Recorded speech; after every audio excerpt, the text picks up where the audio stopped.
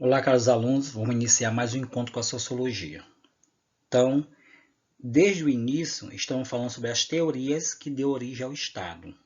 Então, vimos primeiro a teoria contratualista na visão de Hobbes, Locke e Jean-Jacques Rousseau. Dentro dessas ideias desses filósofos, tivemos também um pouco sobre a questão do contrato social, que foi um pacto firmado entre o Estado e o indivíduo, e também vimos também o estado de natureza, aonde esse indivíduo estava provendo, né, das suas próprias liberdades, mas depois que chegou o desenvolvimento, ele começou a se auto titular, né, como um inferior, colocando assim a responsabilidade para que o Estado possa realmente conduzir sua vida social, que é isso que é o estado de natureza. Dentro dessas tendências, né, vimos também a teoria não contratualista, que foi a teoria que começamos que surgiu na questão da origem familiar e patriarcal, né, e depois aos tipos de famílias ao longo do processo histórico, que foi a teoria não contratualista, que teve 4 parâmetros que levou a essa teoria ao desenvolvimento, e agora a gente vai ver um pouco sobre a teoria de Aristóteles e a teoria natural. Né? A partir daí a gente vai entender um pouco sobre o que esse filósofo, né, grande representante da nossa ciência, grande representante realmente de estudo e conhecimento que foi esse filósofo Aristóteles.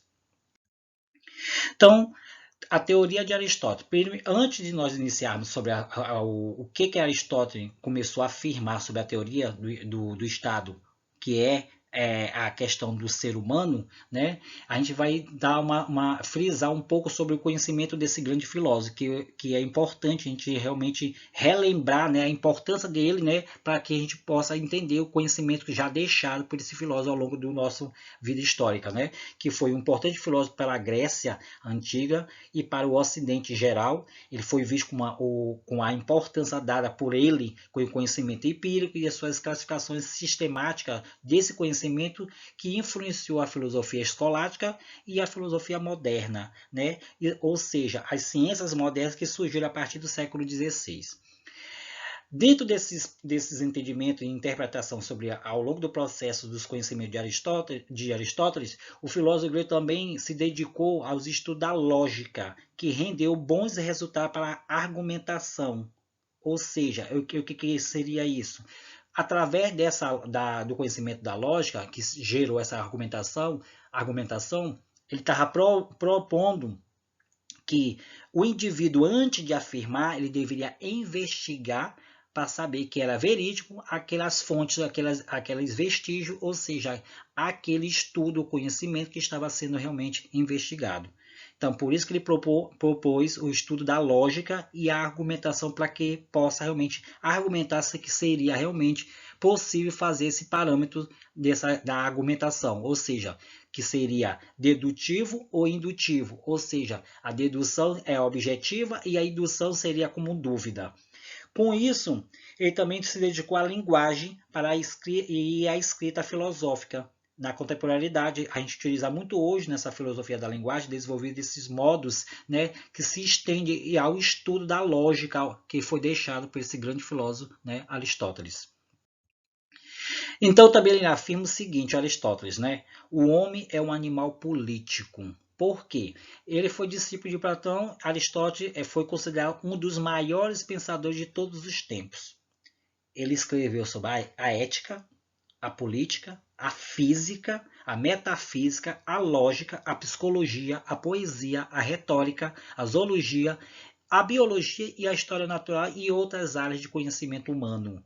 Aristóteles também, fora o que foi considerado como um grande filósofo, mas ele tinha de natureza seu estudo, que era biólogo, ele era biólogo de nascença, né, estudava muito a questão do desenvolvimento das espécies, né, e também a questão da retórica por conta do seu conhecimento, né, de outros povos que ele começou a andar e verificar, estudar esses conhecimentos da linguagem, e tudo isso levou a que esse grande filósofo pudesse realmente ser um grande, realmente, amplitude de conhecimento ao longo do seu processo realmente histórico.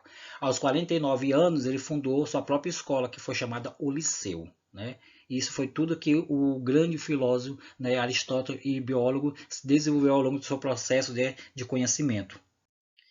Mas agora a teoria de Aristóteles sobre a questão do Estado. Então, como a gente vai entender um pouco, né, sobre essa teoria? Primeiro, ele afirma o seguinte: ele nasce de aproximadamente 384 a 322 a.C.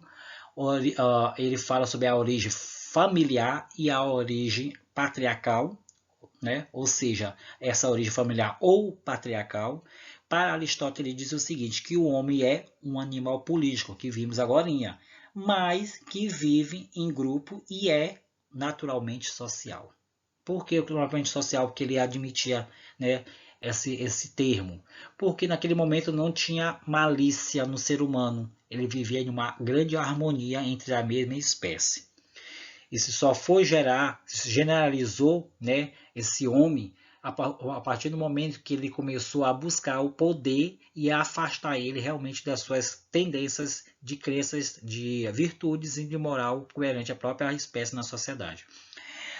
Ele afirma o seguinte, que a própria família já é uma espécie da sociedade, ou seja, uma sociedade doméstica. Porque no momento que a gente consegue se interagir e socializar com a mesma espécie já nos leva a esse animal doméstico, aonde já surge uma autoridade que seria realmente a figura patriarcal, que é o homem, de uma autoridade em que cabe estabelecer as regras ou em qualquer outro lugar, né, na família, como também de outros órgãos, tem regras que devem ser obedecidas. Então, na família, a figura patriarcal, o homem em si, ele que deitava essas regras para que as outras pessoas familiares pudessem obedecer e ter uma harmonia entre eles.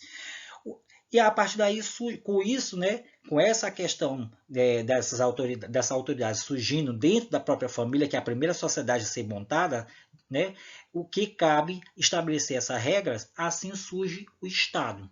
Então, o Estado, para que o Aristóteles afirma o seguinte, que pelo fato que o ser humano é um animal naturalmente social e político e se organiza para o bem comum, o Estado provém inicialmente da satisfação daquelas necessidades materiais negativas e positivas de defesa à segurança. Novamente, o homem natural ele vai colocar a responsabilidade ao Estado para que o Estado possa proteger, né, esse indivíduo dessas questões negativas, né, que vai realmente cercando cada vez mais esse indivíduo. Então, o Aristóteles também ele afirma que o Estado ele tem realmente toda essa autonomia no momento que o homem, né, coloca, né, essas autoridades, ou seja, coloca todos os seus livre-arbítrio para que o Estado possa realmente assegurar ele na sociedade. Além disso, ele também coloca que a conservação e o agradecimento de outro modo vai realizar realmente esse indivíduo, ou seja, mas no seu fim essencial espiritual, isto é, deve promover uma virtude, né, consequentemente, né, da felicidade dos seus súditos mediante a ciência. Então ele afirma, né, que a partir desse momento que o homem vai estar sendo montado para que essa ética moral, né, e ele vai estar admitindo que a ciência, né, é um mecanismo de conhecimento que vai levar ele a tais conhecimentos e vai prover ele, né, dessas suas virtudes perante a própria sociedade, ou seja, um homem racional. Então, a partir do momento que Aristóteles afirma que o homem é um animal político, é quando ele se organiza. É quando ele está realmente se organizando, né, para que ele possa assumir uma verdadeira postura na sociedade. E quando ele diz que ele vive em grupo e naturalmente social, ele está dizendo que ele é um homem doméstico, que ele consegue viver com a mesma espécie e vivendo assim com a mesma espécie, ele pode ter simultaneamente, né, uma harmonia, né, interagir, né, ter uma satisfação e a partir do momento ele está em grupo que ele vai ter realmente futuramente reprodução sobre essas questões do desenvolvimento social. Então, ele já afirma da própria frase dele, né, está afirmando essa diferença, né, entre o animal político e o grupo natural que esse homem social está vivendo. Com tudo isso, o grande filósofo Aristóteles ele rebate a questão da política. A política, para ele, essencialmente, é ligada à moral. Então, o homem que tem essa virtude de moral, ética, é o político que ele realmente idealizava naquele momento, diferente do que a gente vê hoje. Então, a partir desse momento, tendo em vista que o fim do último estado se encontra na virtude, como acabei de falar. Essa virtude está realmente recheada da ética e da moral. Isto é, uma formação moral do cidadão e o conjunto dos meios necessários para que isso possa ocorrer. Aristóteles também vai mais além. Ele diz que o Estado é um organismo moral superior ao indivíduo e aonde efetua-se unicamente a satisfação desse indivíduo em todas as suas necessidades, pois o homem, sendo naturalmente animal social, político, não pode realizar sua perfeição sem a sociedade do Estado. Isso é realmente uma questão que a gente vimos agora, sobre aquela frase dele, né? Se o homem, é um político organizado.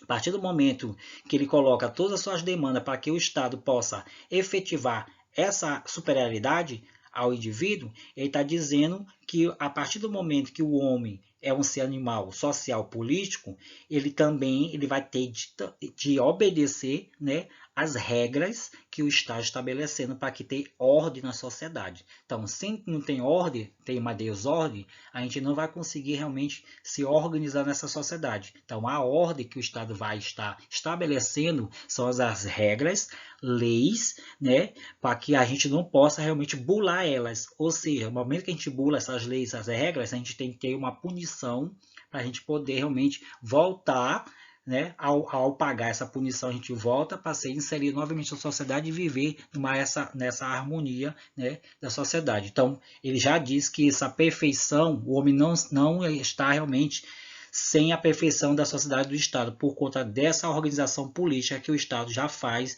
para garantir essa ordem social. E ele também baseia as principais tarefas que vai alcançar, né, essa ideia utópica, né, da vida, ou seja, boa ou perfeita, isto é, ideal da humanidade seria a moral ou espiritual que irá ser cultivada, né, e a partir desse momento buscar realmente cada vez mais essa dominação dentro dessa moralidade. Portanto, Aristóteles afirma que o Estado, que o homem, né, o Estado que o homem é, realmente homem porque naturalmente político, pois fora disso ele é um animal servil, como outros. Então, se ele estiver fora esse reduto do Estado, ele afirma que esse homem é igualzinho a qualquer outra espécie de ser humano. Está ali para servir totalmente realmente aquela questão social. Se ele está inserido dentro do Estado como homem, e realmente ele é homem, para poder realmente desenvolver naturalmente a questão política e organizar essa questão política do Estado, ele está provendo de todas das virtudes moral e ética que esse cidadão possa ter essa formação de conjunto necessário para poder realmente defender a sua crítica na sociedade. Dentro dessa dimensão ético-político, Aristóteles vai mais além. Ele diz que o Estado é uma sociedade natural, tipo de comunidades. Porém, bora ver lá. A procriação, que seria a família, é um impulso natural do macho e a fêmea, né? A aldeia que ele colocou é uma autopreservação, que é o governante e que é o súbdito, né? E é uma necessidade diária e da divisão das tarefas, que é para organizar, né, essa polis, essa aldeia que seria hoje o Estado, né?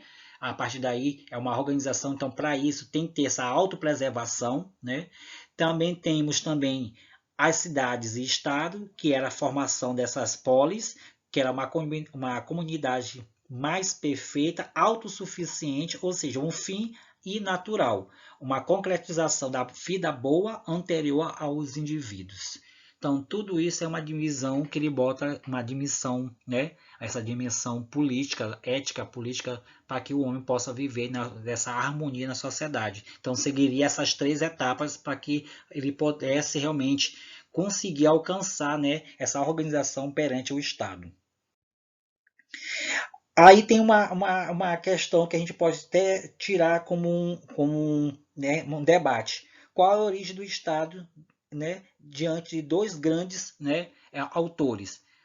De um lado, um filósofo antigo que defende a filosofia clássica como Aristóteles, e do outro lado, um filósofo da ciência moderna, né, que é John Locke. né? A partir daí, John Locke é considerado como um pai da ciência moderna também, que defendeu e construiu realmente suas ideias perante o movimento iluminista, né? E a partir daí surgiu a democracia. De outro lado, temos Aristóteles, que conseguiu, né, defender que o Estado seria um estado de natureza, que o homem vivia em uma plenitude política e também em um estado de natural social, e defendia realmente esse exemplo da organização política.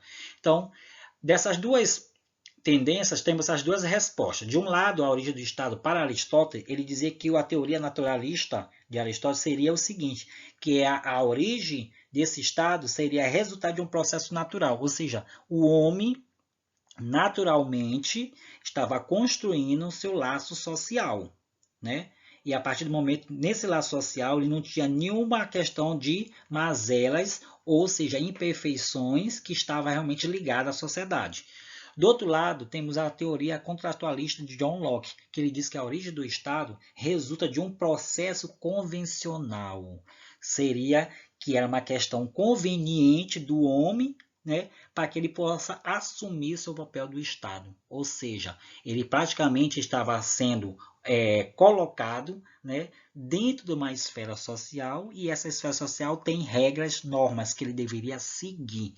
Então, ele praticamente tinha de obedecer, né, por conta das regras e normas. E já de Aristóteles, não. Ele diz que esse processo era natural. Naturalmente, o homem ele já construía esse segmento. Ele construía que a partir do momento que existe lei, regras, era para ser seguido naturalmente. Já do John Locke, não. Era uma questão convencional. Ele só fazia porque era conveniente fazer por conta que ia ser punido. E entramos na teoria natural. O que seria essa teoria natural? Então, a origem é atos de força, né?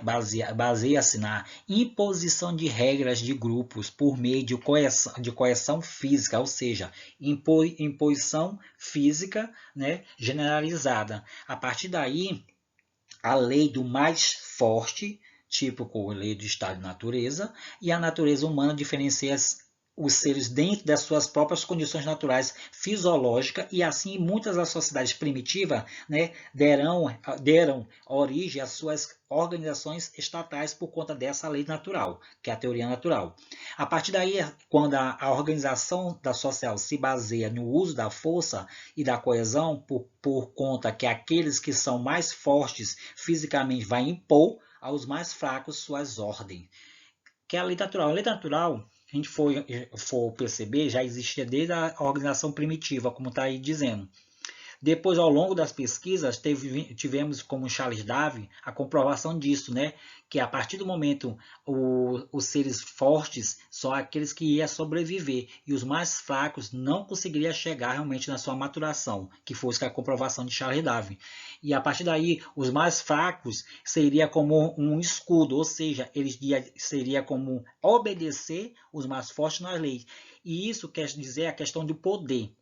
Então vimos aí nas grandes guerras mundiais, né? A questão do poder prevaleceu, né? A questão do poder prevaleceu, e os mais fracos deveriam seguir por conta que estavam sendo realmente oprimidos para que fizesse esse tipo de ato. Então a lei natural significa isso, que podemos colocar como exemplo que a lei de Charles Darwin diz que é a seleção natural. Os mais fortes ia sobreviver, e os mais fracos não conseguiria chegar na sua maturação, né, e morreria no meio do caminho.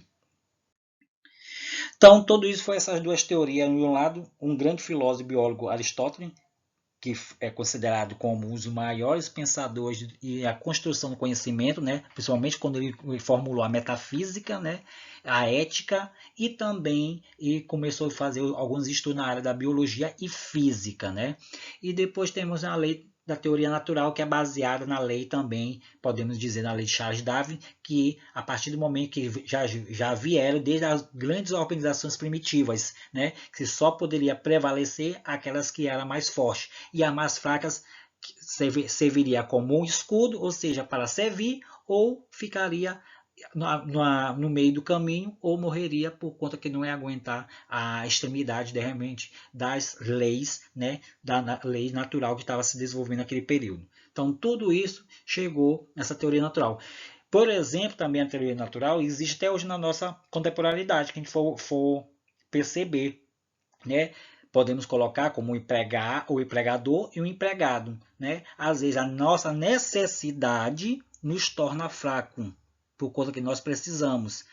E a partir daí, se torna fraco, a gente vai fazer o quê? Ser mais um instrumento de obediência para que o mais forte possa realmente fazer o que é de direito no momento naquele devido objetivo. Então, ficamos aí nessas duas teorias e até a próxima, né? Se tiver dúvida, só realmente me chamar. Ok, valeu, gente.